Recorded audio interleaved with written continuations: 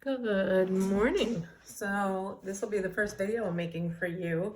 I figured maybe hearing me say this might help some of you who are not really reading the packet as you're doing it. So for banking 101, even before you get your first job, you should think about where you're going to put your income.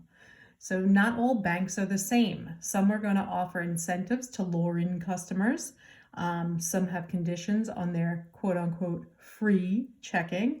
It's important for you to do your homework on the type of bank that you want to bank with before opening an account.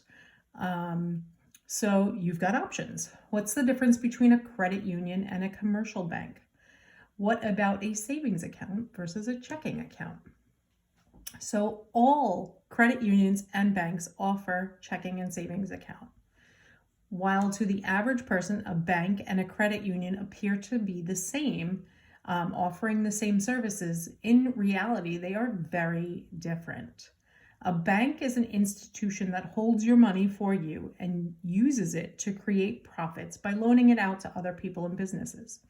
So when you make a deposit, you're actually loaning your money to the bank for it to loan out to other people. This is why many banks have ATM fees, checking fees, and other interest fees. They're trying to make money. A credit union is an institution that targets a select group of people. So when you put a deposit in, you're actually buying shares of the company. This is why credit unions call your account a share.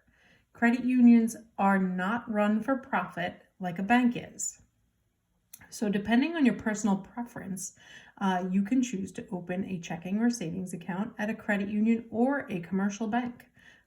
You don't have to be anyone special to go to a credit union. It's just a different type of banking.